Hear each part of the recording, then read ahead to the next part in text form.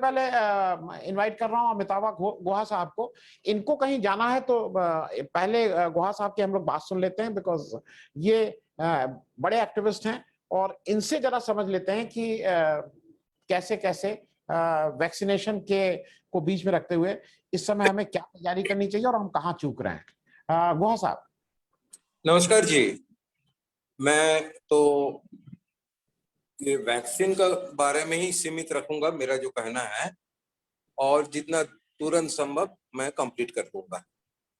तो पहले मेरा जो कहना है कि आज का स्थिति जो है एक अभूतपूर्व संकट पैदा हुआ है, ये कभी नहीं देखा गया है।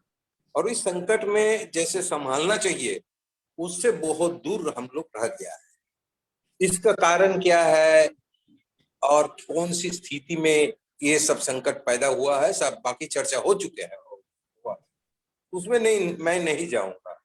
मेरा कुछ बिंदु हम रखना चाहता हूं, क्योंकि आज का दिन में हमारा स्थिति कैसे पैदा हुआ है और हम इससे कैसे हम निकाल जा पाते हैं, बस निकाल सकते हैं, इसमें थोड़ा सा बातें मैं रखूंगा। पहले तो मैं ये कहूंगा कि हमारे आज का दिन में जो पैदा हुआ है उसमें कई चीजों का बहुत ज्यादा कमी है। एक तो है इस संकट में जो हमारा सामने निकाल आए हैं, वो है कि हमारा ये जो स्वास्थ्य बंदोबस्त, the health infrastructure, health system, ये तो गिर पड़ा है, it has been collapse totally. और इस स्थिति में कुछ चीजें जो रिस्पॉन्सिबल फैक्टर्स है वो है the lack of policy. Policy, अब देखिए पॉलिसी ऐसा होना चाहिए, एक तो बड़ा चीज है कि थेरेपी का क्या पॉलिसी होना चाहिए, दूसरा है प्रोडक्शन कैसे होना चाहिए, मेडिसिन, ना केवल vaccine, all medicine required for therapy in Covid situation, Covid की स्थिति में क्या क्या दवाइयां होना चाहिए, उसके लिए एक प्रोडक्शन का पॉलिसी होना चाहिए। दूसरा है रिसर्च का, उसमें भी पॉलिसी होना चाहिए। तीसरा है कि मेडिसिन अगर तैयारी हो तो डिस्ट्रीब्यूशन कैसे होगा, डिस्ट्रीब्यूशन कहाँ करेगा, प्रोक्योरमेंट कहाँ करेगा, और प्रोडक्शन के लिए हमें क्या क्या कदम लेना चाहिए, ये संपर्कित है। दूसरा है, सबसे ज्यादा इंपॉर्टेंस है कि हमारे जनता का क्या हाल है। जनता का हाल ये है कि वो जनता, हमारा देश के जनता जो है वो लोग सारी है एकदम कंफ्यूज्ड है, और क्या कहाँ जाना होगा दिशा कुछ नहीं मिलता है लोगों को आज की स्थिति में। दूसरा है, एक पैनिक पैदा कर दिया, टोटली एक पैनिक का सिचुएशन आया। तो ये सारी चीज संभालने के लिए सरकार को होना चाहिए, एक पॉलिसी लाइन होना चाहिए। पॉलिसी क्या होगा, आज का स्थिति में इलाज कैसे होगा, मेडिसिन का जो इलाज का जो आया है प्रोटोकॉल, बीच बीच में आईसीएमआर से भी आता है, इससे साबित होता है कि हमारा देश में छोटे बड़े डॉक्टर्स जितने हैं सारी क्वाकरी चल रहा है, सारी के सारी वो जो है मेडिसिन का दुनिया से दूर चले गए सब, और जो हाथ में मिलता है वही, जो सामने मिलता है वही इस्तेमाल हो रहा है। जैसे कि कुछ दिन तक आप जानते हैं क्लोरोक्विन फॉस्फेट बहुत ज्यादा यूज हुआ, ट्रम्प ने भी टैबलेट दिखा के खा रहे थे। तो क्लोरोक्विन फॉस्फेट जो हमारा हार्ट में क्यूअर इंटरवल बढ़ाते हैं, हम जानते हैं हार्ट का बीमार पैदा करते हैं, हार्ट का परेशान होता है, हार्ट रेट बढ़ाते हैं। तो इसको इसको भी राइट लेफ्ट सेंटर ऐसे चारों तरह से इस्तेमाल चल रहा था, यही एक प्रॉब्लम था उस समय। आज भी आप मेडिसिन देखिए, 3-4 एंटीबायोटिक्स देने का क्या जरूरत है, और कुछ मेडिसिन कंट्रोवर्शियल, वो कंट्रोवर्शियल मेडिसिन जिसका आज तक जिसका प्रमाणित नहीं हुआ है कि कैसे काम करता है, कितना दूर तक काम करेगा, कितना दिन तक काम करेगा। तो इसलिए मेडिसिन के बारे में जो आज हो रहा है वो है सारी के सारी हमारे मेडिकल नॉलेज और मेडिकल वर्ल्ड, इसका जो मेडिकल टेक्स्ट बुक्स में जो दिया है उसका बाहर चल रहा है। इसमें देखता है कि मेडिकल वर्ल्ड वो भी कंफ्यूजन पे गिरे हुए हैं, सामने जो मिलता है वो यूज करो, और जो इंजेक्शन वगैरह मिलता है वो उसको ठोस। इस स्थिति में वैक्सीन आया है, वैक्सीन में क्या प्रॉब्लम है?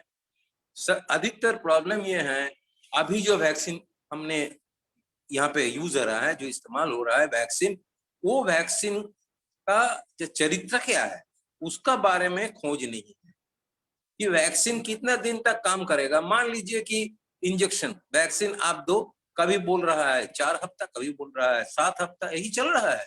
क्योंकि वैक्सीन का और इसका साथ जो इंटरेक्शन है बीमार का साथ, ये जो बैक्टीरिया, इसका साथ जो इंटरेक्शन है वायरस का साथ, वो स्पष्ट रूप में जानकारी नहीं मिला।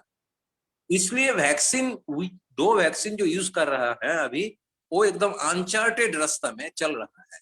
जो रास्ता में दिशा हम नहीं जानते हैं, दाहिने बाएं क्या हो रहा है, आगे क्या है, कुछ नहीं हो रहा है। कुछ दिखा गया, हाँ काम कर रहा है, अच्छा ठीक है। वैक्सीन लगाने में हाँ बीमार तो हो सकता है, लेकिन बीमार कठिन स्थिति में नहीं ले जाएगा, यही संभाल के ही समझ के वैक्सीन यूज हो रहा है। इसलिए कंफ्यूजन बहुत सारी पैदा हो रहा है। अभी वैक्सीन में देखिए, आज तक 8 वैक्सीन कौन सी वैक्सीन करेंगे? अभी देखिए ये स्पुतनिक वो अप्रूव हो गया। अभी देखिए चाइना का वैक्सीन WHO ने अप्रूव कर दिया, वो भी आने वाला होगा हमारा देश में। तो इसलिए एक कंफ्यूजन, मेरा कहना है कि पॉलिसी जब ना हो तो कंफ्यूजन फैलाते रहेगा, बड़ा पैमाना में फैलाते रहेगा। तो इसीलिए जो प्रॉब्लम है, ये प्रॉब्लम को हमको थोड़ा सा बारीकी से देखना चाहिए। आप देखिए वैक्सीन, जहां तक वैक्सीन का सवाल है, वैक्सीन का सवाल जहां तक है, सरकार का कोई पॉलिसी नहीं है। एक ही पॉलिसी सरकार ने कोरोना पॉलिसी में एक ही चीज बोले हैं आज तक कि वो जो पॉलिसी डिक्लेरेशन दिए हैं उसमें है कोरोना मेडिसिन का, वैक्सीन का प्राइस क्या होगा, उसका मूल्य क्या होगा। उसमें सरकार ने कुछ बोल दिया कि अगर सरकार प्रोक्योर करे इतना, प्राइवेट प्रोक्योर करे इतना, और स्टेट प्रोक्योर करे इतना। उसमें भी मुश्किल है। अब 150 रुपया से प्रोक्योर कर रहा है केंद्रीय सरकार, और बोले हैं कि लिमिट होगा कि प्राइवेट हॉस्पिटलों और नर्सिंग होम्स वगैरह दुकान में अगर बेचे तो वो होगा 600 रुपया। ये क्या बात है? फाइनली तो जो ले रहा है उसको ही पैसा देना पड़ेगा, बीमारों का पैसा देना पड़ेगा। तो इतना डिफरेंशियल प्राइसिंग हर एक जगह पे, हर एक लेवल पे अलग अलग प्राइसिंग किस लिए? तीसरा बात यह है कि ये वैक्सीन हमारे देश में 8 सरकारी वैक्सीन प्रोड्यूसिंग कंपनी है। ये लोग तैयारी नहीं कर पाएंगे? इन लोग का तैयारी करने का हिम्मत नहीं है, इंफ्रास्ट्रक्चर नहीं है। इन लोग का कारखाना भी है, जैसे कि मान लीजिए तमिलनाडु में चेन्नई में जो है, वो चेन्नई में जो संगठन है, सरकारी संगठन, 903 करोड़ रुपया का संगठन है, पूरा इंफ्रास्ट्रक्चर सब कुछ है, उसको ऐसे रख दिया है, वैक्सीन का कोई कदम नहीं लिया। और ये 2 जो कंपनी है, एक तो है सीरम इंस्टीट्यूट, जब इन्होंने पैसा एडवांस नहीं देने से मेडिसिन नहीं। मैं आपसे एक प्रश्न जरा बीच में रोक के पूछ ले रहा हूं। एक प्रश्न ये है, जैसे आपने कहा कि आज देश में 8 इस तरह की एजेंसीज हैं जो वैक्सीन मैन्युफैक्चर कर सकती हैं जी, जो वैक्सीन मैन्युफैक्चर कर सकती हैं जी। क्योंकि अभी मैं कल परसों ये डिबेट में सुन रहा था कि नहीं, देश में, मैं इसलिए उसको क्लैरिटी चाह रहा हूं, मुझे भी पता लग जाए, दर्शकों को भी पता लग जाए कि अभी तक जो हम लोग को बताया गया कि केवल देश में सीरम इंस्टीट्यूट और भारत बायोटेक, ये 2 ही ऐसी कंपनीज हैं जो इस तरह की वैक्सीन मैन्युफैक्चर कर सकती हैं। और ये भी कहा गया सरकार की तरफ से, जो सरकार के अधिकृत स्पोक्स पर्सन है उस पार्टी के, उनका कहना है कि ये वैक्सीन मैन्युफैक्चरिंग जो यूनिट है, ये तुरंत नहीं लग सकती, इसमें 1-2 साल का टाइम लगेगा, इसमें L3 L4 लेवल की लैब्स लगेंगी। तो मतलब अगर आपको ये थोड़ा पता है कि और इन 2 के अलावा कौन कौन से, तो उसके नाम 1-2 के बता देंगे तो नहीं, आप दर्शकों को भी अच्छा लगेगा, सुनिए हमें भी तो समझ इन में लोग को आएगा। पूछिए कि सरकार अभी हॉपकिंस इंस्टीट्यूट बॉम्बे उनको कहा कि तुम तैयारी करो, प्रोडक्शन शुरू करेंगे। आप देखो जो चेन्नई में जो चेंगलपेट में जो वैक्सीन इंस्टीट्यूट है, उसके इंफ्रास्ट्रक्चर बहुत सारी रहा है, खाली पड़ा रहा है, उसको सुधारने में 1-2 महीना से ज्यादा नहीं लगेगा।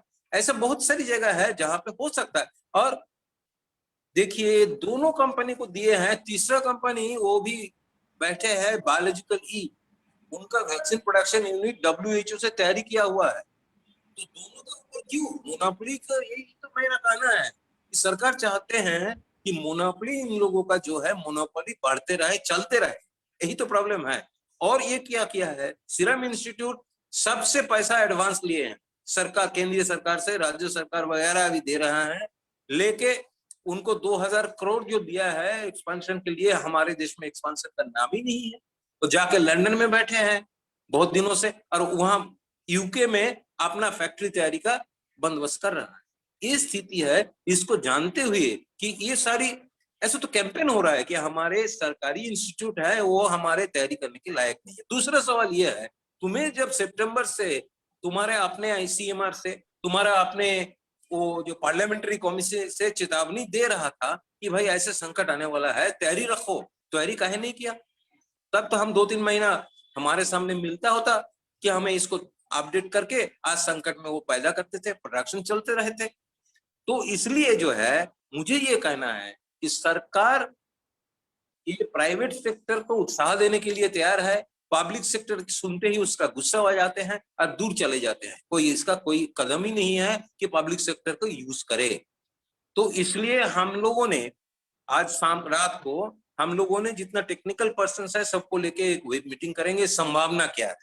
तीसरा एक चीज है, वो है प्लग एंड प्ले मेथड। मान लीजिए कि एक इंस्टीट्यूट में इंफ्रास्ट्रक्चर है, प्रोडक्शन का कोई स्टेज वहां पे नहीं है, तो दूसरे इंस्टीट्यूट में जाओ, कुछ प्रोडक्शन, कुछ स्टेज पर प्रोडक्शन करके वहां पे पहुंचा दो।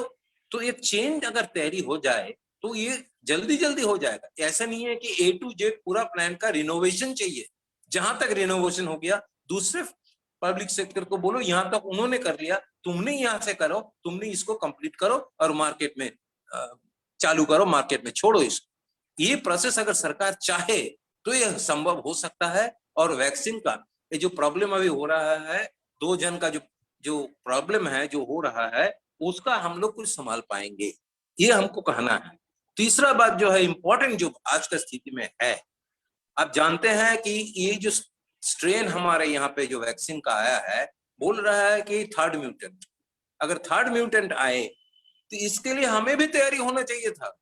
3rd म्यूटेंट को जीन सिक्वेंसिंग करना चाहिए था, बड़ी पैमाने में बहुत विस्तारित रूप में एक 3rd म्यूटेंट को स्टडी अगर ना करे तो इससे खतरा क्या है, वो खतरा से हम कैसे निकाल पाएंगे, ये कौन, कैसे हम तैयारी करेंगे, हमें कैसे इसको, हमारे प्रिपरेशन क्या होगा उसको रोकने के लिए, ये इसमें ज्यादा कदम नहीं है।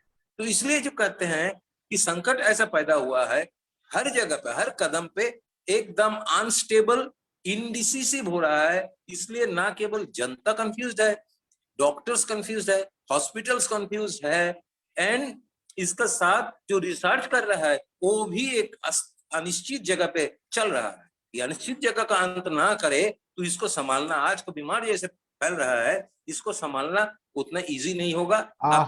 अमिताभ दा, एक हमारे दर्शक हैं, वो पॉलिसी की जब आप बात कर रहे हैं, वो साइंटिस्ट की बात नहीं है, लेकिन ये हम सब लोग देख रहे हैं, हमारे सामने हो रहा है।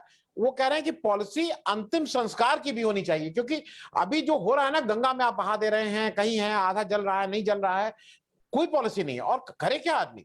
तो क्या आपको लगता है कि एक पॉलिसी और एक व्हाइट पेपर और सब कुछ इस पे भी सरकार की तरफ से या एक्टिविस्ट लोगों की तरफ से कुछ इस पे भी कार्य होना चाहिए? हाँ, पॉलिसी एक कॉम्प्रिहेंसिव पॉलिसी होना चाहिए। आपको ऐसा पॉलिसी होना चाहिए, शमशान तक जाना ना चाहे किसी को, एक जन का भी शमशान तक जाना ना चाहे, ऐसा पॉलिसी होना चाहिए।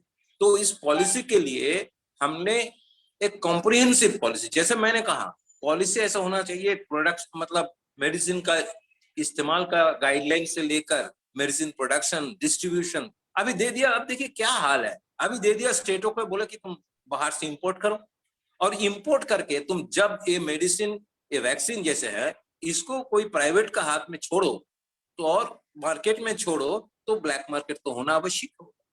तो ब्लैक मार्केट तुम रुकोगे कैसे? तो यूर 2 चीज इंपॉर्टेंट है, एक तरफ तुमने मोनोपोली को उत्साह दे रहे हो, और दूसरी तरफ है ये वैक्सीन ब्लैक मार्केटिंग का जगह खुला रखते हो। इसके लिए पॉलिसी होना तो जरूरी है। तो मेरा ये कहना है, एक कॉम्प्रिहेंसिव पॉलिसी, प्रोडक्शन, डिस्ट्रीब्यूशन से लेकर उसको थेरेपी तक, एक कॉम्प्रिहेंसिव पॉलिसी सरकार को करना चाहिए। ऐसा नहीं है कि एक फिक्स रिजिड पॉलिसी होगा, पॉलिसी में फ्लेक्सिबिलिटी भी रहना होगा। कि बाद में हम चेंज करें, बीच बीच में हम चेंज करें, क्योंकि every day new information are coming, नई रिश्ता हम निकालना होगा, एक दूसरे से कैसे जुड़ेगा वो भी निकालना होगा, और इसको अपडेट करने के लिए एक पॉलिसी होना चाहिए। संक्षेप में यही मैं रखना चाहता हूँ। एक छोटा सा एक प्रश्न और है अमिताभ दा, आप जाएं उससे पहले, ये जो अभी एक पॉलिसी आप रोज देख रहे हैं, पहले था कि एक पहली डोज लगने के 4 हफ्ते बाद दूसरी डोज आफ्टर 4 वीक्स, फिर आया कि नहीं 6 वीक्स, फिर आया 8 वीक्स, अब आया 15-16 week. Now who is deciding? The doctors are deciding, the researchers are deciding, या गवर्नमेंट उसको प्रिक्योर नहीं कर पा रही है तो गवर्नमेंट इज डिसाइडिंग? क्योंकि Nobody इसका knows. No. चाहिए ना, दवा आप अभी लेंगे, हाँ जी, अभी 4 जी। 6 दिन बाद लेंगे, रोज चेंज हो रहा है, मतलब दवा में भी हो रहा है। कमेटी, इस पे जरा बता दें। इसमें जो कमेटी बनाया है उसमें हमें आश्चर्य लगता है कि उसमें कोई एपिडेमोलॉजिस्ट नहीं है, एक कमेटी, और ये भी निश्चित नहीं है, सरकारी गेजेट से निकला है, ऑर्डर से निकला है कि इसको 12 वीक का बाद भी यूज कर सकते हैं।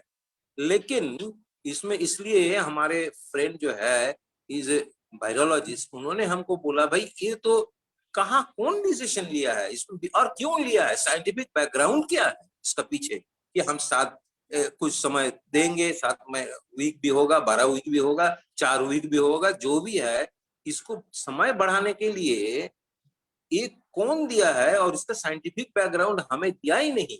कोई स्टडी लंदन में हुआ है उसको मेंशन करके किया है, लेकिन लंदन में क्या कर दिया, लंदन में ये 7 वीक का नहीं किया है, लंदन में वही कम सप्ताह के लिए, कम दिनों के लिए वो उन्होंने लंदन में, यूके में वो पॉलिसी डिसाइड किया है। हमारे यहाँ पर पॉलिसी कौन डिसाइड कर रहा है किसी को पता नहीं है, कोई रेफरेंस नहीं है, कोई साइंटिफिक बैकग्राउंड भी दिया नहीं है, इसलिए वायरोलॉजिस्ट, फार्माकोलॉजिस्ट ये लोग सब कंफ्यूज्ड है, ये लोग का पास कुछ भी नहीं पहुंचे, यही स्टेटमेंट को दिया है, आज भी न्यूज़पेपर में इन लोगों का स्टेटमेंट छपे है, यही है स्थिति। जी, thank you so much Amitabh da. अब मैं बी.आर. पाटिल साहब को बुलाना चाहूंगा। बी.आर. पाटिल साहब मेरे मुझसे बड़े हैं, मेरे बहुत पुराने हैं, मेरे गाइड रहे हैं, मेरे अभिभावक जैसे हैं। कर्नाटका के मूल रूप से रहने वाले, गुलबर्गा के मूल निवासी, कर्नाटका लेजिस्लेटिव काउंसिल के डिप्टी स्पीकर। आपसे जब हम बात करेंगे तो थोड़ा हम समझना चाहेंगे पॉलिटिकल एंगल के बारे में भी, क्योंकि ये इसलिए जरूरी है। मैं कर्नाटका से ही अपनी बात शुरू कर रहा हूं। कर्नाटका के आपके चीफ सेक्रेटरी ने कल या परसों, उनका एक पब्लिक स्टेटमेंट है कि भाई हमारे पास अगले 2-4 दिन में अब हम वैक्सीन खत्म हो रही है, और अगले, उन्होंने कहा हफ्ते नहीं, उन्होंने कहा महीने तक हो सकता है हम वैक्सीन न लगा पाए। दूसरी तरफ आपके जो चीफ मिनिस्टर हैं वो पूरा पोस्टर निकाल रहे हैं, मतलब पेपर में ऐड दे रहे हैं कि आइए वैक्सीन लगवाइए। तो ये कंट्रडिक्शन जरा समझाइएगा बी.आर. साहब। नमस्ते आनंद जी, बड़ी खुशी हुआ कि आप पूरा देश भर में एक रिकॉर्ड तोड़ रहे कि 24 घंटे का चर्चा आपने रखा है। अभी ना पार्लियामेंट चल रहा है ना असेंबली चल रहा है, लेकिन आपका जो थर्ड आई का जो डिबेट है वो देश के लिए बहुत ज़्यादा फ्रूटफुल होगा, और इससे कई चीजें मैं बीच में 1 मिनट आपको रोक दूं। मैंने इसको फेसबुक पे लगाया था, उसको कहा जाता है कि थोड़ा प्रमोट करने के लिए, तो फेसबुक से आ गया है कि नहीं आप लोग कुछ इस तरह के क्या बोल रहे थे, ओपिनियन आप लोग वो करेंगे, तो इसलिए इसको बंद किया जाता है। तो उन्होंने, फेसबुक वालों ने, जो हम पैसा देके कर रहे थे, हम पैसा देके कह रहे थे कि भाई आप कुछ लोगों तक पहुंचा दीजिए किस तरह की कोई बात हो रही है, उन्होंने कहा नहीं नहीं नहीं, ये आप ठीक काम नहीं कर रहा। और वो आपको पता है क्यों हो रहा है, वो 10-12 घंटे तक ठीक चला, फिर मुझे कम से कम बहुत से लोगों ने ट्रोल करके, वो जो गाली देने का एक, आपको पता है कौन लोग गाली देते हैं और कैसे देते हैं और कहां से स्पॉन्सर्ड हैं, और उसके बाद जब उनको समझ में आया कि ये तो नहीं मानेगा, तो अल्टीमेटली उन्होंने फेसबुक के माध्यम से उसका प्रमोशन बंद करा दिया। आप प्लीज भाई साहब। अच्छा, अभी जो गुहा जी ने कुछ चीजें बताई है बहुत रीजनेबल है और बहुत सही चीज है, क्योंकि हमारा देश का जो इतना बड़ा आबादी है, जो पेंडेमिक पिछले साल आया था और जो एक्सपर्ट लोगों ने सूचना दी थी कि सेकेंड वेव भी आ सकता है, आएगा, तो बहुत सारे इसके बारे में चर्चा हुआ है, हो रहा है। लेकिन जैसा अभी गुहा साहब ने जो बताया, इसका कोई प्लानिंग नहीं, कोई तैयारी नहीं, और सबसे ज़्यादा इसमें गुनहगार लगता है कि केंद्र सरकार।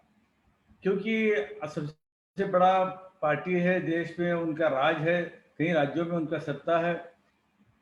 अपने नेशनल एग्जीक्यूटिव कमेटी मीटिंग में, कि बीजेपी का नेशनल एग्जीक्यूटिव कमेटी मीटिंग में उन्होंने घोषणा कर दी कि हम कोविड से जीत लिए और प्रधानमंत्री को हम अभिनंदन करते हैं। मतलब एक बड़ा पॉलिटिकल पार्टी तक गैर जिम्मेदारी बातें कहकर कि लोगों के दिमाग में ये आ गया कि अभी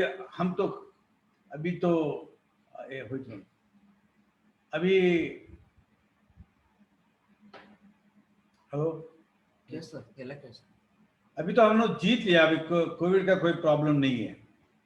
लेकिन हमारे देश में जो कंपनी उन्होंने रिसर्च करके साबित किया कि कोविड के लिए एक वैक्सीन हम दे सकते हैं, ये सीरम इंस्टीट्यूट और बायोटेक। तो अभी गुहा जी ने जैसा कहा कि इनका क्षमता कितना है, वो कितना प्रोडक्शन कर सकते हैं, अगर उसको कितना पैसा चाहिए। मुझे समझ में आया कि बिल गेट्स ने बड़े पैमाने पे सीरम इंस्टीट्यूट को मदद करने से प्रोडक्शन शुरू है, लेकिन सरकार से कोई मदद इनको नहीं मिला है। मिला होगा तो उतना बड़े पैमाने पे नहीं मिला है। तो अभी हम लोग फंस गए कि देश में लोग मर रहे। इस बार विलेजेस में आ गया, वहाँ पर न डॉक्टर है, न इंजेक्शन है, न दवा है, न वैक्सीन है। जैसे आपने ठीक कहा कि बहुत सही कहा आपने कि रोज हमारे कर्नाटक में या पूरे नेशनल न्यूज़पेपर में छप रहा है कि मुख्यमंत्री कह रहे कि वैक्सीन रेडी है, आप आके लीजिए। और बीच में एक बयान आया कि 18 साल से 45 साल तक के लोगों को भी हम वैक्सीन दे रहे, तो आप आ जाइए। तो क्यों लगने लगा। अभी बोल रहे कि चीफ सेक्रेटरी हमारे रवि कुमार साहब कि हम कुछ नहीं कर सकते, वी आर हेल्पलेस। मतलब चीफ सेक्रेटरी जो सही एग्जीक्यूटिव है, वो सरकार चलाने वाले हैं, इम्प्लीमेंट करने वाले, वो कहते हैं कि हमारे हाथ से कुछ नहीं हो सकता। लेकिन मुख्यमंत्री कह रहे हैं कि हम वैक्सीन दे रहे हैं, आप आके वैक्सीन लीजिए। मैं आज सुबह में अपने अधिकारियों से मैंने जानकारी ली है कि मेरे गांव में छोटा सा एक पीएचसी है, पब्लिक हेल्थ सेंटर। वहां पर जो है 20 लोगों के लिए सिर्फ वैक्सीन आया है आज के जिले। कल कितना आएगा नहीं आएगा किसी को पता नहीं है। तो ये बड़ा कंफ्यूजन, इसका जिम्मेदारी केंद्र और राज्य सरकार किया है, और गाइड कर रहे कौन ये पता नहीं। अब सिर्फ आईएएस के लोग ये चला रहे। मेरा ये कहना है कि हर एक स्टेट में, हर एक डिस्ट्रिक्ट में वहाँ के लोकल के हालात को देख के, वहाँ इंफ्रास्ट्रक्चर क्या है, क्या हो सकता है, क्या अवेलेबिलिटी है, इसके नज़र देखते हुए कि एक डिसेंट्रलाइज्ड डिसीजन ग्रुप होना चाहिए। कि आप दिल्ली में जो डिसीजन लिया वो स्टेट पर थोप दिया, तो स्टेट ने डिस्ट्रिक्ट पर थोप दिया, डिस्ट्रिक्ट ने तालुका पर थोप दिया। तो ये जो डिसीजन लेने वाले हैं, ये तो एग्जीक्यूटिव है, इनको इसका वैक्सीन का कितना परिणाम होगा, कितना कंट्रोल होगा, और मेडिकल ट्रीटमेंट कितना फायदा है, उससे कोई लेना देना उनसे नहीं है। जो सरकार से आदेश आएगा वो उसके मुताबिक वो आदेश इम्प्लीमेंट करते चले जा रहे हैं। तो इसलिए इतना कंफ्यूजन है कि लोग आज पैनिक हो गया कि आज हॉस्पिटल में हम लोग भेजते हैं, क्योंकि हमें पॉलिटिकल वर्कर है, तो लोग हमारे पास आते हैं फ़ोन से कि दवाखाने में हमको भर्ती करना भी नहीं हो रहे हो, उनको ऑक्सीजन नहीं मिल रहा है, उनको इंजेक्शन मिल रहा है, और उनको वेंटिलेटर नहीं मिल रहे। कई लोग इसमें मरे। अभी मुझे नहीं लगता कि सरकार इस क्राइसिस से जल्दी निपट के बाहर आ सकती, क्योंकि इतने बड़ा आबादी के लिए कोई उनका एक्शन प्लान नहीं है, कोई उनका तैयारी नहीं है। तो मैं सोचता हूँ कि जो हमारे एक्सपर्ट्स कहते हैं वैसा हम फॉलो किए, तब हम कुछ कर सकते हैं। और दूसरी बात, आनंद भाई, मैं एक बात सजेशन देना चाहता हूँ। एक तो वेलफेयर स्टेट का कॉन्सेप्ट है कि सारे देश के लोगों को मुफ्त में वैक्सीन मिलना चाहिए, ये बात को मानता हूँ। लेकिन जिसके पास अफोर्डेबिलिटी है दे सकते हैं, वो प्राइवेट में जा सकते, कर ले सकते हैं, तो ये भी अगर एक पॉलिसी अडॉप्ट कर लिए तो ज़्यादा इजी होगा कि गरीब तबके के लोगों को पहुंचने के लिए सरकार अपना काम कर सकते हैं। क्योंकि बीपीएल कार्ड होल्डर्स तो अभी फिलहाल हमारे देश में है, जो वर्किंग क्लास है वो भी हमारे पास जो पूरा जानकारी है। जो अफोर्डेबल कम्युनिटी है वो, जैसे कि आज पेपर में आया कि स्पुतनिक का रेट जो है करीब 1,000 रुपया है। बहुत सारे लोग तैयार हो गए कि 1,000 रुपये लेके भी देकर भी वो वैक्सीन लगाने के लिए। ऐसे के जो तबका के लोग हैं, जो अफोर्डेबिलिटी है, जिसके पास पैसा है, वो अगर लगा लेने के लिए तैयार है तो वो उनको छोड़ देना चाहिए। और वो उसका ऐसा और दूसरा कोई कंपनी है तो अगर एलिजिबल है तो उसको काबिल है तो उनको भी परमिशन देना चाहिए। तो आनंद भाई, अब अभी हमारे यहाँ तो इतना बुरा हालत है कर्नाटक में, और जो एनवायरमेंटल से कहना है, और इसके बाद को मैं मानता हूँ भी कोरोना और कार्बन दोनों एक दूसरे से जुड़ी हुई है। जैसा कि बड़े बड़े शहरों में कोरोना ज़्यादा है इसलिए कि वहाँ पर कार्बन है। बम्बई है, कलकत्ता है, दिल्ली है, पूना है, बेंगलुरु है। तो हम अभी इस हेल्थ के लिमिटेशन में हमको ये देखना नहीं है, ये एनवायरमेंटल का भी एक बड़ा समस्या है। तो इसके बारे में भी अब हम सोच के आगे चलने का कोशिश करना चाहिए। ये तो क्लाइमेटिकल बड़ा हमने अपने जो पर्यावरण है उसको पूरा खत्म करके रखा है हमने। तो आज गांव में नहीं था, लेकिन अभी गांव में फैल गया, कहीं बहुत लोग मर गए। और हमारे सरकार ने जो है वो सैंपल टेस्टिंग करने का बंद कर दिया, इसलिए कि ज्यादा पॉजिटिव केसेस आ रहे तो फिर ज्यादा सरकार बदनाम भी हो जाएगा। तो मैंने अधिकारियों से सुना हूं कि आप पॉजिटिव टेस्ट मत करिए, क्योंकि जैसा ज्यादा टेस्ट आप करते जाएंगे वैसा पॉजिटिविटी का रेट रिकॉर्ड हो जाएगा, उससे सरकार बदनाम हो जाएगा। तो आज जुडिशरी भी बहुत एक्टिव हो गया, बड़ी खुशी की बात है। लेकिन जुडिशरी जो कह रहे उसको भी टॉलरेट करने का मनसा इनमें नहीं है। जो सदानंद गौड़ा यहाँ केंद्र का सचिव है और बीजेपी के ऑल इंडिया जनरल सेक्रेटरी सीटी रवि है, उन्होंने कहा कि जुडिशरी कोई सर्वज्ञ नहीं है, मतलब they are not full fledge. Judiciary के बारे में वो कमेंट भी कर रहे हैं। मतलब आपको न एक्सपर्ट की बात सुनने के लिए तैयार है, ना अपोजिशन की बात सुनने के तैयार है, ना जुडिशरी की बात सुनने के तैयार नहीं, और किन के बात सुनने के लिए तैयार है ये नहीं हमको समझ रहे। तो इसके लिए एक बड़ा प्लानिंग होना चाहिए और एक्शन प्लान होना चाहिए। और हमारे देश में जो पेंडेमिक है ये कितना जल्द दिन चलेगा ये भी हमको खबर मिलना चाहिए, क्योंकि इतना जल्द तो नहीं जाएगा। फिर दूसरा एक नया डिसीज आज से शुरू हुआ कर्नाटक में कि कुछ नया ब्लैक कार्बन वो नया डिसीज शुरू हुआ है। फिर इसके बारे में साइंटिस्टों का क्या राय है इसको भी जानकारी लेना चाहिए। तो ये सारे बातें हैं। वैसा अभी आपने देश भर के बड़े बड़े लोगों को, आपने एक्सपर्ट्स को, साइंटिस्ट को, जैसा हम जैसे पॉलिटिकल वर्करों को भी आपने बुला लिया। वैसा एक दो प्रश्न है। प्रश्न ये है कि आज आधार पूना वाला जो सबसे बड़ा यहाँ का मैन्युफैक्चरर था हिंदुस्तान का, और पूना में था, पूना से आप ठीक से परिचित हैं, वो यहाँ से देश से चले गए और ये कह रहे हैं, वो सार्वजनिक रूप से कह रहे हैं कि मुझे पॉलिटिशियंस में, खास करके चीफ मिनिस्टर, बड़े बड़े लोगों ने मुझे इतना धमकाया कि मुझे देश छोड़ना पड़ा। अब एक तरफ आप वेस्ट बंगाल में जो अनप्रेसिडेंट है, आपने सारे बीजेपी के विधायकों को एक कैटेगरी की सिक्योरिटी दे दी है, आधार पूनावाला जी को भी कोई सिक्योरिटी का वो दिया गया था, लेकिन ये तो आप लोगों की जिम्मेदारी, राजनेताओं की भी जिम्मेदारी थी कि आपका एनवायरनमेंट ऐसा रहे कि कम से कम भागे तो नहीं यहाँ से, नंबर एक।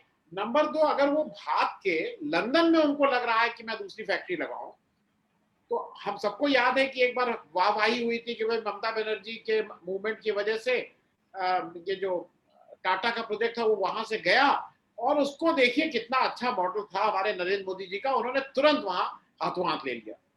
तो अगर महाराष्ट्र में कोई दिक्कत थी तो दूसरी फैक्ट्री महाराष्ट्र के बाहर कोई, क्या पूरे देश में कोई स्टेट नहीं थी जहां लग सकती थी? तो ये राजनेताओं का भी फेल्योर नहीं है, नेतृत्व का फेल्योर नहीं है? बिल्कुल, जो रूलिंग क्लास है, मतलब जो रूलिंग पार्टीज है, उनका फेल्योर है। क्योंकि पुणे वाला जो है बहुत रेपुटेड है, बहुत पुराना फैक्ट्री है, और मैं समझता हूँ दुनिया में बहुत बड़ा एक फैक्ट्री है ये।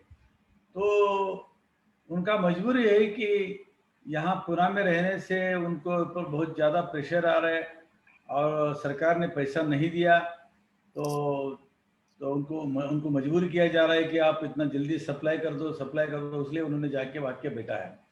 तो आपने ठीक कहा कि जैसे एक विधायक को आप सिक्योरिटी दे रहे हैं, तो क्यों पुणे वाला जो अपने जाके ब्रिटेन में फैक्ट्री लगाने का बात सोच रहे, देश के लिए अच्छी चीज़ नहीं है। उनको यहाँ पर पूरे तैयारी के साथ उनको संरक्षण देना चाहिए और हिम्मत देना चाहिए। जो कुछ भी सरकार से होता है पैसे का, वो भी मदद करना चाहिए। और ये जो धमकी दादागिरी नहीं चलाना चाहिए।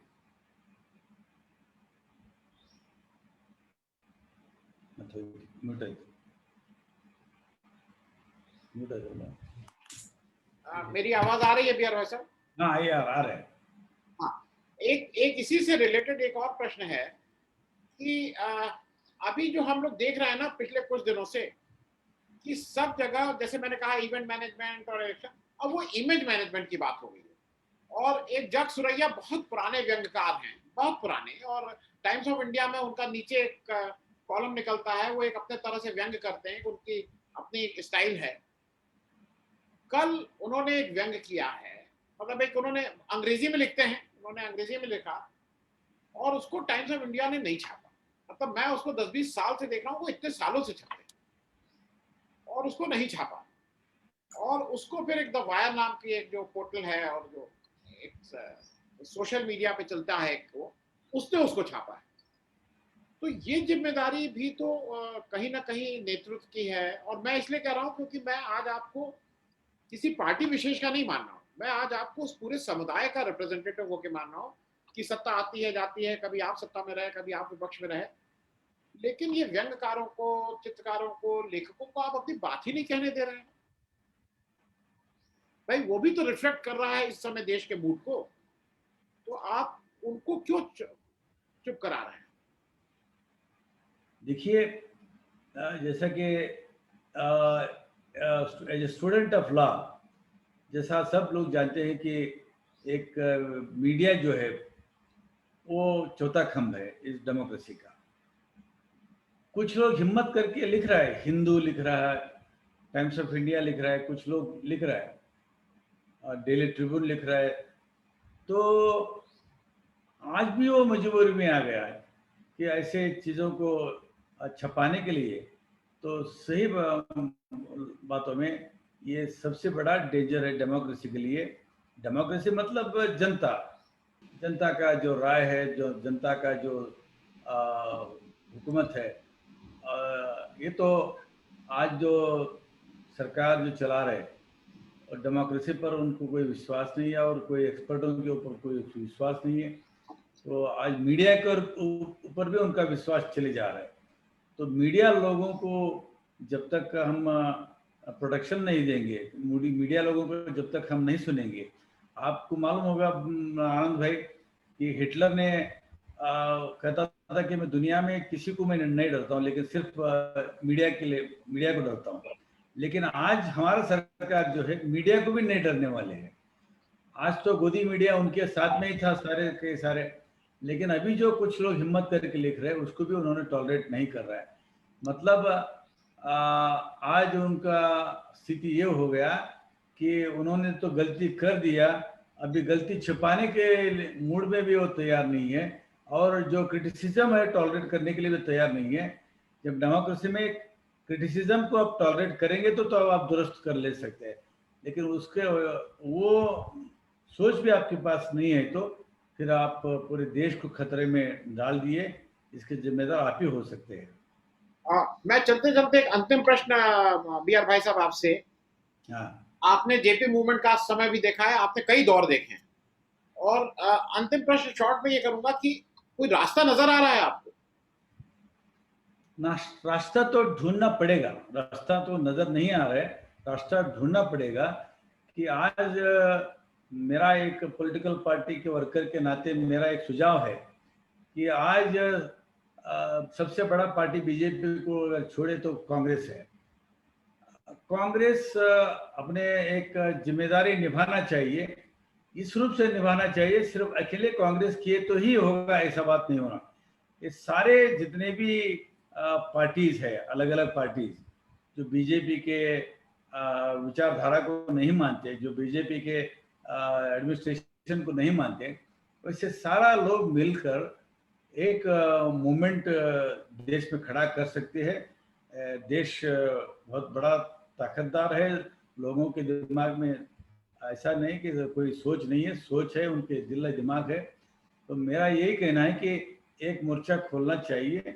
तो इसमें सिर्फ पॉलिटिकल पार्टी लोगों का मैं आता, क्योंकि जयप्रकाश जी उस वक्त कोई पॉलिटिकल पार्टी में नहीं था, वो सर्वोदय मूवमेंट में था। आज ऐसा कोई आदमी नहीं दिख रहा है। कुछ लोग दिख रहा है कि किसानों के आंदोलन में जो जुड़े हुए हैं, आज जो किसानों के आंदोलन, ऐतिहासिक आंदोलन देश में चला रहे, वैसे लोगों से मैं उम्मीद करता हूं कि एक इम्पार्शियल एक प्लेटफॉर्म इस देश के लिए बना के हर एंगल से, सिर्फ हेल्थ नहीं, पॉलिटिकल, सोशल, इकोनॉमिकल, सारे एंगल से एक नया सोच, नया मूवमेंट करने का बहुत जरूरी है। और मैं सही मानता हूं कि एक अल्टरनेटिव तैयारी करे तो तभी देश बचेगा, नहीं तो नहीं बचेगा। जी, बहुत बहुत धन्यवाद बीर भाई साहब। मैं अब अंकिता जी के पास आ रहा हूँ। अंकिता जी, एक तो हमारे उसमें बहुत युवा आते हैं, हम लोग कोशिश करते हैं कि कम से कम कार्यक्रम में एक युवा वॉइस हो, क्योंकि वो ज्यादा कनेक्टेड है। मैं हरदम मानता हूँ कि वो जो जो आज युवा है वो ज्यादा लोगों के साथ कनेक्टेड है, उनकी बात ज्यादा समझ रहा है। अंकिता जी का मैं परिचय करा दूं। अंकिता जी थर्ड जनरेशन की मतलब मीडिया वो हैं। इनके बाबा ने एक बहुत ही प्रतिष्ठित लोकमत अखबार को बीकानेर में शुरू किया, तो उसके साथ मैं भी संबंधित हूँ। उत्तर प्रदेश को इनके पिताजी से फिर मेरा संपर्क हुआ था, अशोक माथुर साहब। अम्बालाल माथुर साहब ने 1918 में छुप छुप के अंग्रेजों के अगेंस्ट उसको एक विरोध का वो बनाया था। उस समय कोई न्यूज़पेपर के रूप में नहीं, साइक्लोस्टाइल करके छापते थे, नॉर्थ ईस्ट फ्रंटियर से छापते थे, कलकत्ता से छापते थे, जेल जाते थे। जब देश आजाद हुआ तो 1947 में बीकानेर में लोकमत हिंदी का की नींव पड़ी, और वो नींव ने थोड़ा एक समाज सुधार का भी डायरेक्शन ले लिया। इनके पिताजी अशोक माथुर साहब वो ट्रेडिशनल, आपको लगेगा ना कि न्यूज़पेपर ओनर की तरह नहीं, एडिटर और ओनर की तरह काम किया, लेकिन उन्होंने सार्वजनिक जीवन के लिए बहुत ज्यादा किया। तो और ये अब थर्ड जनरेशन उनकी लड़की हैं। अंकिता जी, मैं सीधे सीधे आपसे एक चीज ये पूछना चाह रहा हूँ कि आज जो बार बार होता है गोदी मीडिया, वो ये मीडिया, ये सब बातें हम हमारे और आपके लिए, मतलब जो भी मीडिया से संबंधित है, आप प्रिंट मीडिया चला रहे हैं और आप एक सोशल मीडिया भी कर रहे हैं, लेकिन मुख्य रूप से तो प्रिंट मीडिया का एक बड़ा पुराना एस्टैब्लिश्ड रिस्पेक्टेड नेम है। क्या कुछ पिछले 7 साल में थोड़ी दिक्कत शुरू हुई है, और खास करके इस 20 महीने में? यस सर, ये तो सभी जगह पे सभी लोग वाकिफ हैं कि केवल मीडिया ही नहीं, सोशल मीडिया पे तो बैन लग रहे हैं। प्रिंट मीडिया के साथ में कई दिक्कतें आनी शुरू हुई है। इसके अंदर जगह जगह पे उनको किसी तरीके से प्रिंट मीडिया को खत्म किया जाए, इसकी एक बड़ी कोशिश की जा रही है। बहुत अभी काउंट नहीं करवा सकते, ऐसी कई एजेंसीज इसके लिए काम कर रही हैं, कई तरीके की उनके ऊपर प्रतिबंध लगे गए हैं। आप खुल के अपनी बात जो है वो अब नहीं रख पा रहे हैं, ऐसा यहाँ लिखने वाले को भी महसूस होने लगा है। लिखते समय अब विचार आने लगा है कि क्या ये बात लिखनी है कि नहीं लिखनी है। सेंसरशिप एक अलग तरीके से, आपके जैसे इमरजेंसी के टाइम पे बहुत डिक्लेयर था कि भाई सेंसरशिप लगेगी, ये एक छुपी हुई सी अनडिक्लेयर्ड इमरजेंसी सी सिचुएशन जो है वो लोग महसूस कर रहे हैं कि खुल के हम अपनी बात जो है वो नहीं कह पा रहे। इस कोविड टाइम पीरियड के अंदर भी ये दिक्कत आ रही है, क्योंकि जिस तरीके से डेटा है वो सामने नहीं आ रहे हैं, और बहुत सारे न्यूज़पेपर जो है वो खुद खुल के डेटा सामने नहीं रख पा रहे हैं। बहुत जगह से कोशिश कर रहे हैं, कई रिपोर्टर्स घूम के ग्राउंड रिपोर्ट लेकर आ रहे हैं, बट वो पब्लिश नहीं करवा पा रहे हैं। तो अल्टीमेटली फिर हमारे पास में सोर्स रहता है कि हम सोशल मीडिया के ऊपर उस चीज को पब्लिश करें। तो जब हम सोशल मीडिया की तरफ जाते हैं तो अभी हम ये भी देख रहे हैं कि वहां पे भी ये लोग कोशिश कर रहे हैं कि किस तरीके से उसको रेगुलेट किया जाए। जैसे कि अभी आप ही बता रहे हैं कि फेसबुक जो है उसने प्रमोशन जो है वो हैम्पर कर दिया। तो इस तरीके की घटनाएं जो है वो आमतौर पे देखी जा रही हैं। तो बहुत मुश्किल है इस टाइम पीरियड के अंदर ग्राउंड रिपोर्ट को लेके काम करना। फिर भी काफी अखबार जो है वो इस तरीके से काम कर रहे हैं। अभी रिसेंटली मैं देख रही थी, गुजरात के कुछ न्यूज़पेपर हैं जिन्होंने 3-4 पन्ने का पूरा केवल जो शोक संदेश होते हैं वो छापे, जस्ट कि आपको ये बताया जा सके कि जितना आप बता रहे हैं, जितना आप रिपोर्ट कर रहे हैं, उससे ज्यादा डेथ हो रही है इस कोविड केस के अंदर। तो कई अखबार अपनी तरफ से पूरी पूरी कोशिश कर रहे हैं, कई लोग कोशिश कर रहे हैं कि वो खुल के लिख भी पाए। नहीं, सरप्राइजिंगली मुझे मतलब ये कभी कभी लगता है कि गांधी जितना भी लोग उनको भुला दें, लेकिन गुजरात की धरती कुछ ना कुछ करती है। सिर्फ वही पेपर नहीं, एक दूसरे पेपर शायद दैनिक प्रभात या किसी ने गुजरात में क्या हो रहा था कि वो एक कोई इंजेक्शन या दवा, चीफ मिनिस्टर कह रहा था कि वो बीजेपी के जो स्टेट अध्यक्ष है उनसे जाके ले लो जी। तो मतलब आप चीफ मिनिस्टर होके कह रहे हैं कि ये जो दवा है जिसका डिस्ट्रीब्यूशन सरकारी चैनल होना चाहिए वो बीजेपी के स्टेट प्रेसिडेंट से ले लो, तो उसने वो फोन नंबर की हेडिंग छाप दी थी। जी। और मतलब बाहर जो बैठा हुआ उसको लगता है भाई गुजरात मॉडल में ये सब भी हो सकता है, तो गुजरात मॉडल में तो ये सब हो रहा है। कुछ रेबेलियस पत्रकार आए हैं। मैं एक बात और, क्योंकि वैक्सीन की बात कर रहे हैं, आपको रिसेंट टाइम में नहीं लगा है कि वैक्सीन को लेकर सरकार के इतने तरह के आदेश आ रहे हैं या इतने न्यूज से आ रहे हैं कि आप मीडिया में रिपोर्ट करते हैं आप भी कंफ्यूज हैं भाई कि क्या लिखें। कोई आके आपसे पूछ रहा है कि 2 हफ्ता कि 4 हफ्ता, नहीं बुखार आने के वो अब वो कह रहे हैं 6 महीने तक ही मतलब अगर कोरोना हो गया है तो 6 महीने बाद, मतलब एज भाई हमारी भी जिम्मेदारी होती है, अगर आपसे आके कोई पूछता है कि इसका मतलब क्या है तो आपको उसका जवाब देना है। मुझे नहीं समझ में आता, आपको कभी कभी ये दिक्कत हो रही है वहां? ये सबको दिक्कत हो रही है क्योंकि सभी, हर क्षेत्र के, केवल पत्रकारों की बात नहीं करनी चाहिए, सभी जो नागरिक हैं वो कंफ्यूज हैं। अभी उनको नहीं पता कि क्या करना है, अलग अलग जानकारी है। लोग कोशिश कर रहे हैं कि WHO की वेबसाइट पे विजिट कर लें क्योंकि डिजिटल दौर है, तो वहां पे भी विजिट कर रहे हैं। वहां हम टाइम पीरियड देख रहे हैं कि कम है, कि कम से कम इतने ड्यूरेशन के अंदर वैक्सीन लग जानी चाहिए। बट इंडिया के अंदर जो सीन बन रहा है इट्स लाइक कि उसका ड्यूरेशन बढ़ा दिया गया है कि अगर आप इसको 3 मंथ्स के अंदर भी लगाएंगे तो कोई प्रॉब्लम नहीं है। तो लोग कंफ्यूजन में है क्योंकि वैक्सीन एक्चुअली उपलब्ध नहीं है। तो आप किसी को क्या रेस्पॉन्सिबल वे में कोई जवाब देने वाली अथॉरिटी भी नहीं है, आप किसको जाके पकड़ेंगे, आप किसको जाके बोलेंगे कि बताइए आप असलियत क्या है। तो लोग इधर उधर खंगाल रहे हैं बट कोई जानकारी, आपको ठोस जानकारी जो है वो उपलब्ध नहीं हो पा रही है किसी भी सोर्स से। मुझे एक चीज और जरा समझाइए, क्योंकि एक नया बार बार ये आ रहा है और मुझे मुझे आज तक कोई नहीं मिला। ये कहा जा रहा है कि वैक्सीन न लगवाने का एक प्रचार चल रहा है। अच्छा, वैक्सीन से डर होता है, जब हमें, आप तो बहुत मतलब आप अपने पिताजी से पूछिएगा, हम लोग जब स्कूल में पढ़ते थे और स्मॉल पॉक्स का जब टीका लगाने वाला आता था और अगर, तो लोगों का लगाने का एक डर की वजह से हेजिटेशन था, कोई ये नहीं था कि नहीं लगनी चाहिए, तो डर लगता है। आज भी बहुत से लोगों को इंजेक्शन लगवाने से डर लगता है, मतलब ये हमारे अगल अगल बगल के एनवायरमेंट में जी। लेकिन मुझे तो अभी तक कोई नहीं मिला सरकार के अलावा। सरकार ये कह रही है कि ये दुष्प्रचार ऑपोजिशन वाले कर रहे हैं कि वैक्सीन ना लगे, वैक्सीन ना लगे, लेकिन मुझे ऐसा लगता है, आप बताइए आपको कहीं दुष्प्रचार हो रहा है? जी, हर तरीके की बातें यहाँ सुनने को मिल रही है। लोग तरह तरह की बात कर रहे हैं यहाँ पे कि वैक्सीन लगाएंगे तो आगे फर्टिलिटी में प्रॉब्लम आएगी, अगर वैक्सीन लग गई तो आगे इसका कोविड से बचाव नहीं होगा क्योंकि वैक्सीन के अंदर तरह तरह के बदलाव आ रहे हैं, उसके अंदर म्यूटेशन हो रहा है। तो ये जो वैक्सीन है ये पहली वाले जो वेरिएंट था उसके लिए वर्क कर रही है, अब इसके अंदर 3 वेरिएंट्स आ चुके हैं तो अब ये इसके ऊपर वर्क नहीं करेगी, तो इस वैक्सीन का यूज नहीं है। बट अगर आप WHO की रिपोर्ट पढ़ेंगे तो आप समझ पाएंगे कि हाँ, हालांकि बदलाव हुए हैं, कई तरह के म्यूटेशन इसके अंदर हुए हैं, बट जिन्होंने वैक्सीन लगाई है उनके ऊपर इसके असर जो है वो कम होंगे। हालांकि वो भी बचे हुए नहीं है बट इनके असर कम होंगे। बट तरह तरह के प्रचार हैं, उसके ऊपर से गोबर पे बड़ा जोर है। गायों के लिए आप डिजिटल थर्मोमीटर लगा रहे हैं, आप उनके लिए देख रहे हैं थर्मल स्कैनर लग रहे हैं, ये तो यूपी की ही बात है। तो गायों पे बड़ा जोर है। समझना चाहूंगा, देखिए उत्तर प्रदेश में क्या हो रहा है कि यहाँ 3-4 जो बड़े, मैं उत्तर प्रदेश की बात कर रहा हूँ, आप राजस्थान का जरा बताइएगा। वो एक प्रेस कॉन्फ्रेंस करते हैं और वो प्रेस कॉन्फ्रेंस बड़े अधिकारी जो हैं, शीर्षस्थ, जो बड़े से ज्यादा, जो मुख्यमंत्री के ज्यादा विश्वास पात्र हैं, जिनको ये माना जाता है कि ये लोग भाई पावर सेंटर है, वो 2-3 अधिकारी हैं जो ये करते हैं। अच्छा, वो जब पीसी होती है तो वो पीसी तो अब वर्चुअल हो रही है, तो बुला के हो नहीं रही है पीसी। मुझे एक चीज समझ में अभी भी नहीं आती है कि अगर आप पीसी कर रहे हैं और जिसमें आप वर्चुअल कर रहे हैं, तो उसका लिंक आप सारे पत्रकारों को भेज दीजिए। मतलब आप उसमें गिने चुने कि नहीं हम सिर्फ एडिटर से बात करेंगे, आप सबसे बात करिए। अच्छा, ये तो आपका प्रेरोगेटिव है। अभी मेरे पास यहाँ इस समय कम से कम 1000 वो आए हुए हैं मैसेजेस।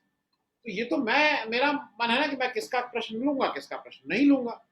जैसे एक साहब कह रहे हैं, भाई एक ओम प्रकाश जी हैं, वेलविशर हैं, वो कह रहे हैं कि भाई लंच के लिए आधे घंटे का ब्रेक ले लीजिए।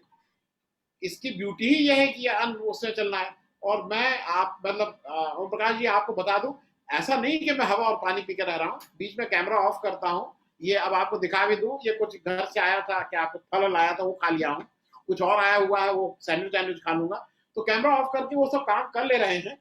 तो इसलिए thank you so much for the concern. लेकिन मैं आपसे जो अंकिता जी पूछ रहा हूँ कि ये जैसे हमारा शीर्ष नेतृत्व तो प्रेस कॉन्फ्रेंस करता ही नहीं, वो तो प्रश्न ही नहीं पूछा, लेकिन जो अधिकारी प्रेस कॉन्फ्रेंस कर रहे हैं उसको तो कम से कम जो भी प्रेस वाला चाहे, मतलब अगर लखनऊ में प्रेस हो रही है तो बलिया और महाराजगंज वाला भी उसको अटेंड तो कर सके ना। प्रश्न आप लीजिए ना लीजिए, राजस्थान में क्या है, आप लोग राजस्थान में प्रेस कॉन्फ्रेंस आप सब लोग अटेंड कर पा रहे हैं?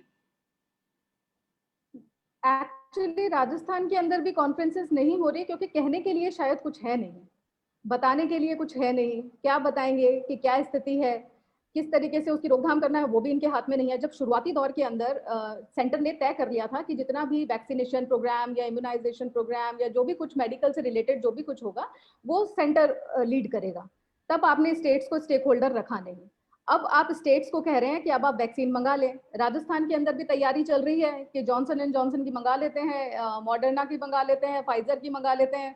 तो वैक्सीन अब स्टेट्स को खुद परचेज करनी है, इनके पास बजट नहीं है, तो बजट को लेके भी तो बोलने के लिए भी कुछ बचा नहीं है। अब यहाँ पे राजनीति, जो राजस्थान जैसे स्टेट्स की मैं बात कर रही हूँ, तो राजस्थान जो है वो कांग्रेस शासित प्रदेश है, तो कांग्रेस और बीजेपी ये तो समस्या ही है।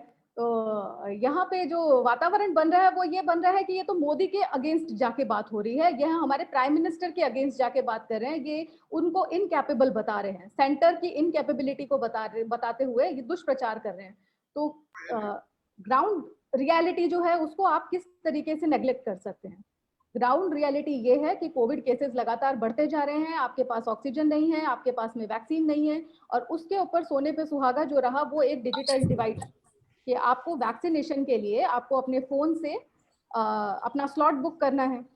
तो यंग जनरेशन है वो फटाफट किसी तरीके से बुक कर ले, बट व्हाट अबाउट उन पर्सन के बारे में, हम कैसे उनको वैक्सीनेशन हम देंगे जिनके पास स्मार्टफोन नहीं है, जिनके पास नेट की फैसिलिटी नहीं है? उस पर जवाब हमें ये मिलता है कि आप जाइए, आप एक फोन कॉल के ऊपर आप जाके वैक्सीनेशन करा लें। पर क्या वास्तव में ये हो रहा है?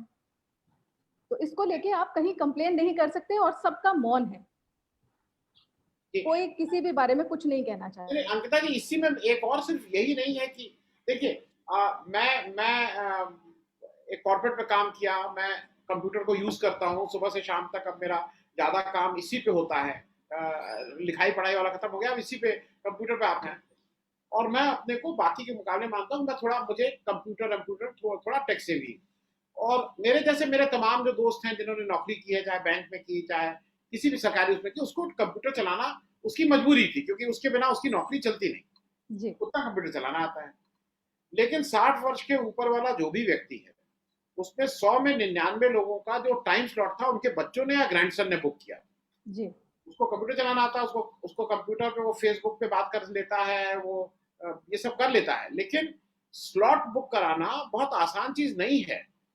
और मुझे दो चीजें लगती हैं कि यहाँ आप ये इंडिया और भारत का जो आप कहते हैं ना कि इंडिया और भारत, गांव का आदमी कैसे कराएगा? मतलब ये तो इतना मुश्किल चीज है, आपने उनके लिए क्या सोचा है?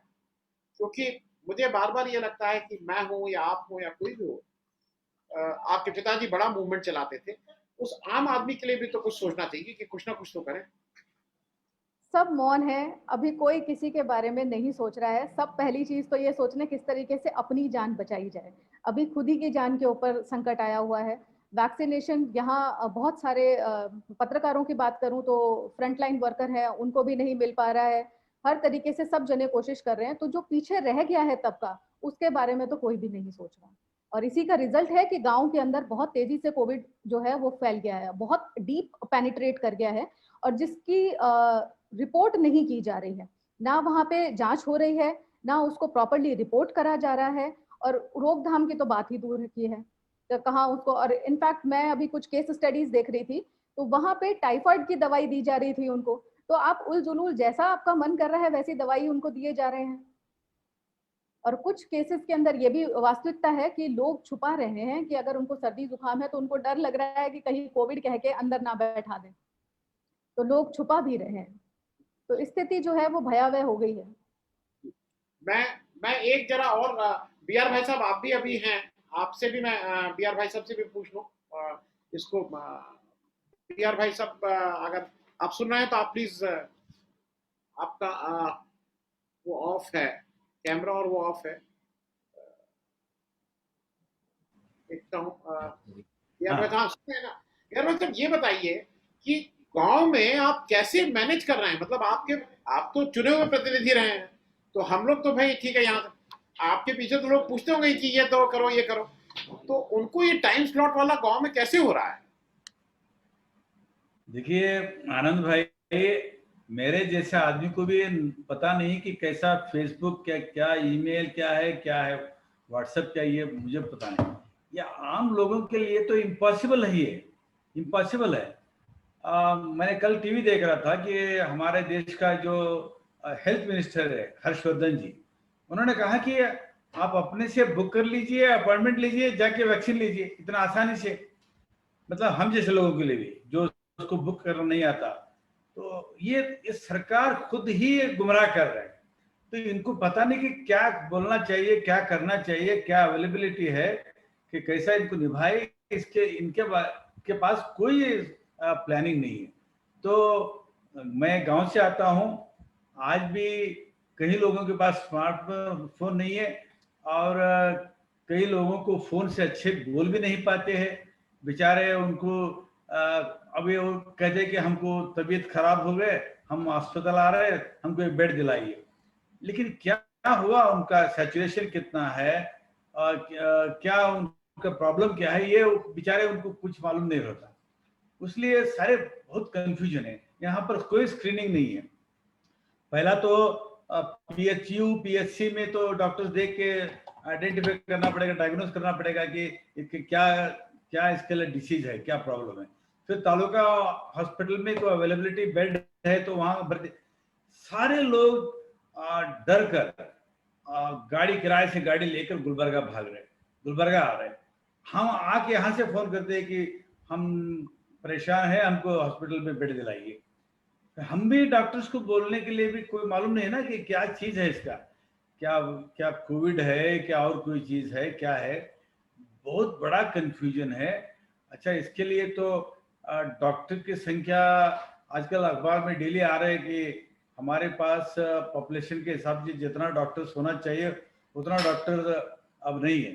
तो कर्नाटक में एक अच्छी बात हुआ कांग्रेस के सरकार के दौर में कि मेडिकल कॉलेजेस हर जिले में स्थापित किया गया है, हर जिले में।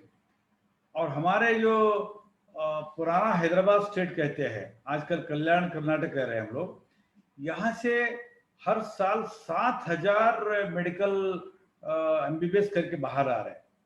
ये बच्चे लोग काम करने के लिए तैयार है। कुछ लोग हॉस्पिटलशिप कर रहे हैं, और बीच में एक बार अखबार में आया कि मेडिकल स्टूडेंट को भी उनको जिम्मेदारी दिया जाएगा, लेकिन अभी तक कुछ नहीं हुआ। तो खुद सरकार को पता नहीं क्या करने का, कि लोगों को तो छोड़ दीजिए, लोगों को कोई जानकारी नहीं है कहाँ जाना, क्या हुआ है। कोई कहता है कि स्कैनिंग कर लो, कोई कहता है कि एक्सरे कर लो, रेमडेसिविर। इस पर लूट बहुत हो रहा है, लूट बहुत हो रहा है कि लोग जो इनोसेंट है उसके वजह से लूट बहुत हो रहा है। तो मैं सही बात को मानता हूँ कि जो हमारे बहन ने कहा कि स्मार्टफोन या और कुछ इंस्ट्रूमेंट यूज करके आपको खबर करना, ये इम्पॉसिबल है, ये पागलपन है। ये हमको डोर डोर पहुंचना चाहिए था कि हमारे सरकार, लेकिन कोई जाने के लिए तैयार नहीं, कोई काम होने हो रहा है। अंकिता जी, मैं चलते चलते एक प्रश्न आपसे, क्योंकि वो प्रश्न मैं इसलिए पूछ रहा हूँ, मेरे घर में भी जैसे बच्चे हैं, अभी हम लोगों ने पहले विंडो ओपन की 60 साल के ऊपर, फिर 18 से 45 के ऊपर, और ये जरूरी था इसलिए क्योंकि इस उम्र के लोग ज्यादा बाहर निकल रहे हैं, ज्यादा एक्सपोज हो रहे हैं। घर में भी अगर किसी की तबीयत खराब है तो वो जो ये उम्र है 18 to 45 वाली, ये ज्यादा एक्सपोज्ड है, उसको बाहर भी जाना पड़ रहा है। लेकिन 18 से कम वाला भी एक फैक्टर है, और गांव के उसमें मैं बता दूं, 18 से कम वाले बिल्कुल ठीक से काम करते हैं। वो जो खास करके 10-12 साल से लेकर 18 साल वाले हैं, वो व्यसक की तरह काम करते हैं। उनकी मजदूरी भी बच्चों वाली नहीं मिलती है, उनको भी मजदूरी पूरी। अब वो अलग बात है कि यहाँ उसकी चर्चा नहीं करेंगे, लेकिन उन लोगों को क्या, क्योंकि आप उनको कुछ अभी है ही नहीं, पूरी दुनिया में नहीं है। ये सिर्फ हिंदुस्तान की समस्या नहीं है, ये पूरी दुनिया में, कुछ जगह अमेरिका में शुरू हुआ, बाकी जगह इस तरह का कोई सबको नहीं है। एक्चुअली अभी इसके ऊपर स्टडीज की जा रही है कि जो छोटे बच्चे हैं उनके ऊपर वैक्सीन किस तरीके से काम करेगी। अभी तक इसका जो प्रयोग है वो केवल सीनियर्स के ऊपर ही किया गया था, और अब धीरे धीरे जो है इसको 18+ की कैटेगरी में भी ला दिया कि आप वैक्सीनेशन कर सकते हैं। बट अभी तक 18 से कम वाली जो हमारे एज ग्रुप है उसके ऊपर किसी तरीके का कोई प्रयोग नहीं हुआ है, अभी चेकअप नहीं किया गया है। अभी लगातार कोशिशें की जा रही है, तो देखते हैं WHO आगे क्या बताता है हमें, क्योंकि अल्टीमेटली हमारे यहाँ तो R&D है नहीं। तो नहीं, लेकिन हम लोग कई चीजों को अभी कह रहे हैं कि मतलब मेडिसिन को भी लेके बहुत है ना प्रोटोकॉल। कभी कोई कह रहा है आइवरमेक्टिन खाइए, कोई कह रहा है मत खाइए, कोई कह रहा है फेविफ्लू खाइए, कोई कह रहा है नहीं। मतलब रोज स्टेटमेंट आ रहे हैं, कोई एक कॉमन अथॉरिटीज नहीं आ रहा है। मुझे लगता है यूनिटी ऑफ कमांड भी एक इशू है। हाँ, ये एक बड़ी समस्या है, और इसके अंदर इसी का नतीजा है कि अभी हम जो 2-3 केसेस देख रहे हैं, जैसे ये ब्लैक फंगस का मामला हम देखने में आ रहा है कि बहुत तेजी से डायबिटिक पेशेंट्स के अंदर ये बीमारी बढ़ती जा रही है, जिन्होंने, क्योंकि आप इसके अंदर सिडेटिव्स दे रहे हैं अलग अलग तरीके के, तो ये आगे बढ़ गई है। इसके अलावा मिनिस्टर्स हैं जिन्होंने दवाइयाँ जो है वो इकट्ठी कर ली। दिल्ली के अंदर केसेस कई देखने में आए हैं। तो कई तरीके की ये जो चीजें घट रही है यहाँ पे, जो जिसका मन आ रहा है वैसे वैसे स्टेटमेंट निकल के आ रहे हैं। कोई गोबर पे जोर दे रहा है, कोई गायों पे जोर दे रहा है, और तरह तरह की हम बातें सुन रहे हैं कि आप पेड़ों से ऑक्सीजन लीजिए। तो बहुत ही अनसाइंटिफिक बातें जो आ रही है, वो बता रहा है, दुनिया के पटल पे ये दिखा रहा है कि भारत के लोग जो है वो साइंटिफिक टेम्परामेंट के नहीं है। तो ना वो, और ये सब इसलिए भी कहीं ना कहीं इसका एक हिस्सा बनता है कि कोई एक जो हमारे प्रधानमंत्री जी को एक आवाज बन के देश का रिप्रेजेंटेशन जिस तरीके से करना चाहिए था, कहीं ना कहीं उसमें कमी रह गई। जी, thank you so much Ankita ji. अगर आपको दी पब्लिक के कार्यक्रम पसंद आते हैं तो इन्हें लाइक करें। अगर आप इस वीडियो को YouTube पर देख रहे हैं तो चैनल को सब्सक्राइब करें, और अगर आप इसे Facebook पर देख रहे हैं तो दी पब्लिक के पेज को लाइक करें। अगर आप चाहते हैं कि हम निष्पक्ष पत्रकारिता को जारी रखते हुए आपसे जुड़े मुद्दों पर सवाल उठाते रहें तो हमें सहयोग करें। आपका छोटा से छोटा सहयोग भी इस मुहिम को जारी रखने में हमें ताकत देगा। डोनेट करने के लिए डिटेल्स जो हैं वो डिस्क्रिप्शन बॉक्स में दी गई हैं। धन्यवाद।